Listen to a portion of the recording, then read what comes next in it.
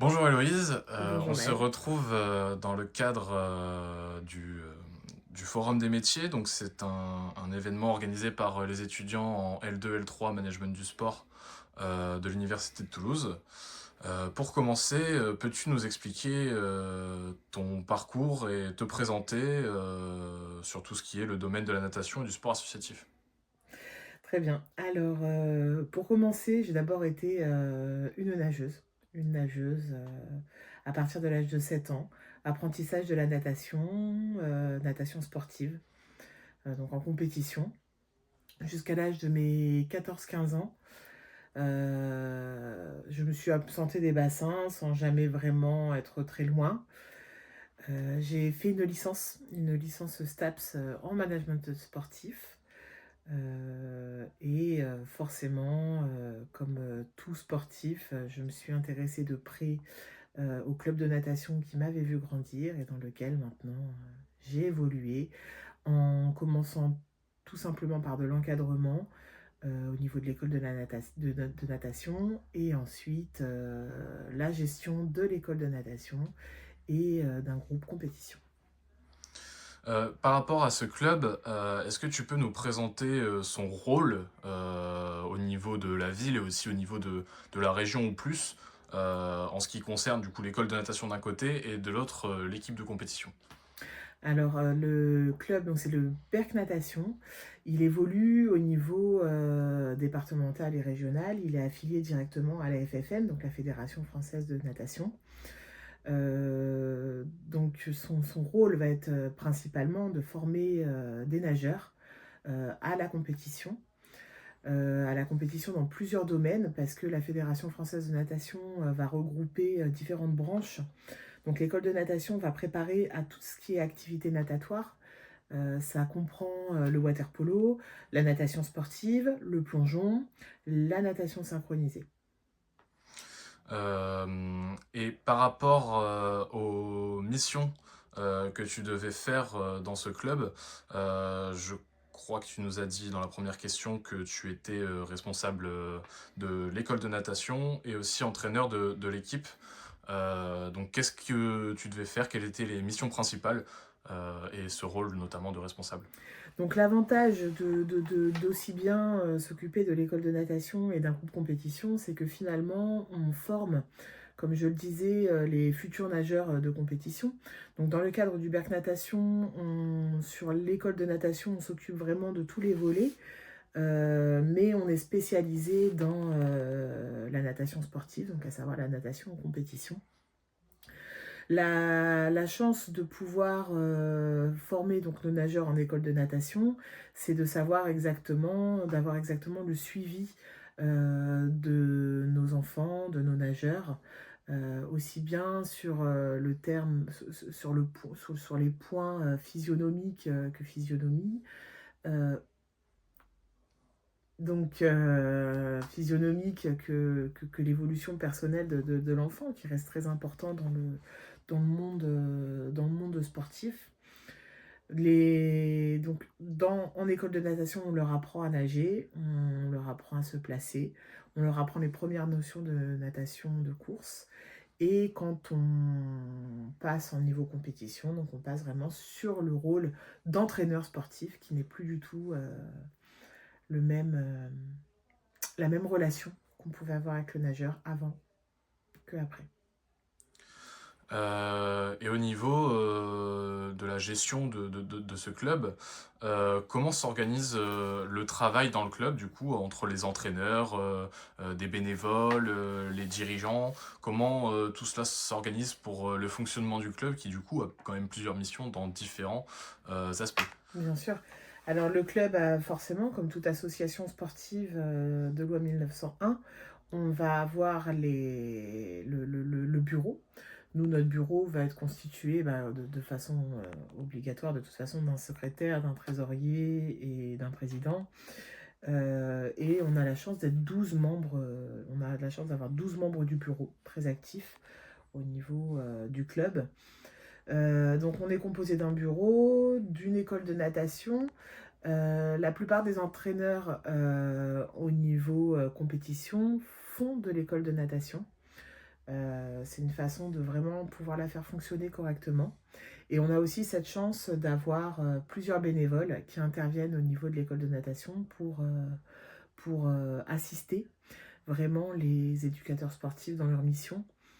L'associatif a énormément besoin de bénévoles et c'est aussi grâce à eux que toutes les associations peuvent se développer de de façon active. Et par rapport à cet aspect-là, est-ce que tu sais comment fonctionne le club en termes de locaux? Parce qu'une piscine, ça s'invente pas. Comment tout ça marche? Comment est-ce qu'on arrive à faire fonctionner cette association du coup en ayant les locaux pour? Alors le bassin, il faut savoir que le bassin et les lignes sont prêtés par la ville.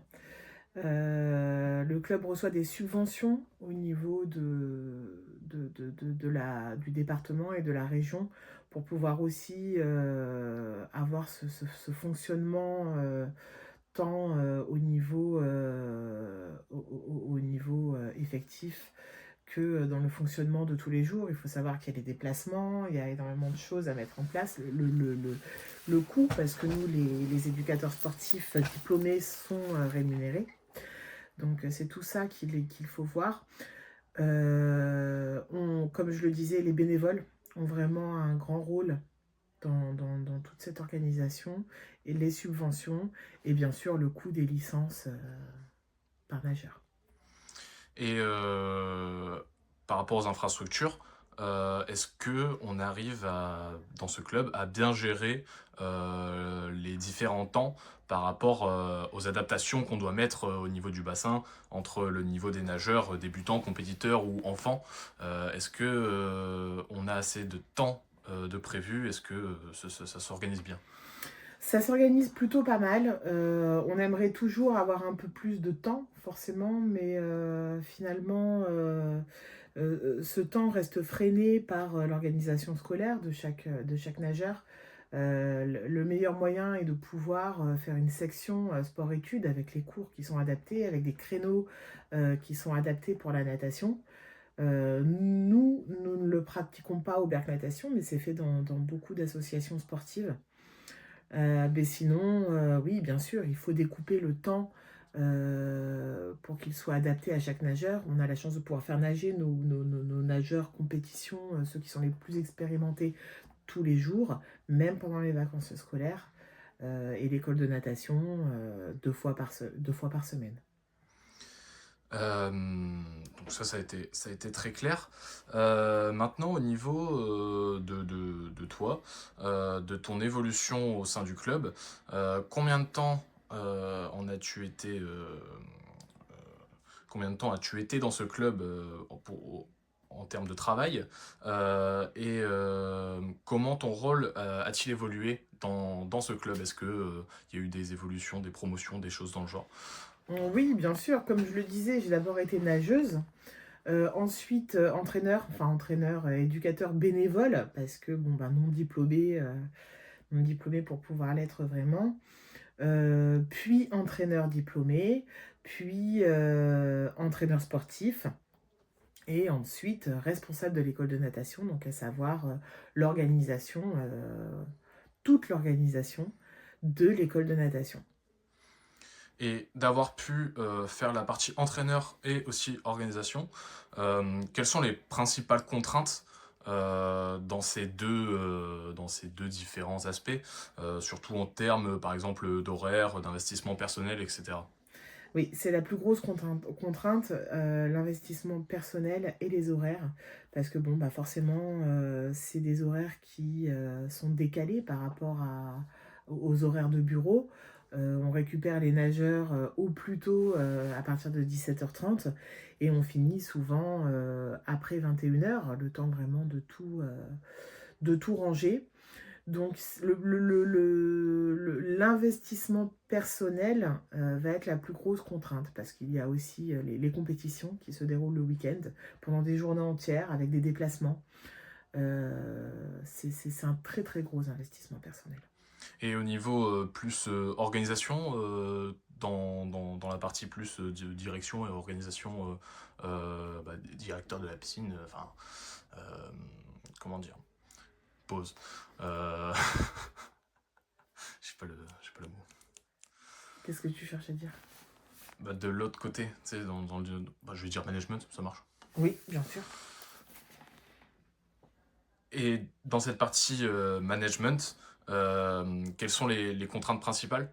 Alors moi, la plus grande contrainte principale en tant que la plus grosse contrainte, ça a été en tant que manager de réussir aussi bien à faire cohabiter deux entités à l'intérieur de la piscine, à savoir la natation associative, la natation associative avec le club, et ne pas oublier qu'on a aussi la partie publique à assumer.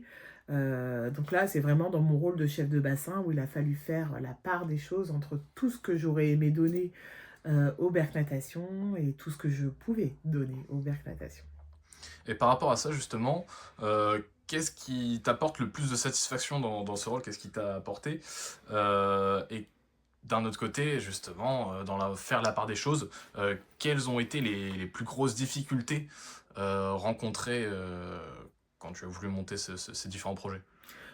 Alors la plus grosse difficulté, ça reste l'investissement, parce qu'il faut savoir tout le temps d'organisation n'est pas forcément rémunéré au niveau des associations qui n'ont pas forcément les moyens de le faire. Donc c'est de l'investissement personnel et gratuit qu'il faut faire par passion et ne pas compter ses heures. Je pense que ça va être la plus grosse contrainte, de réussir à faire coïncider cette passion et la vie de famille, et la vie qui continue à l'extérieur.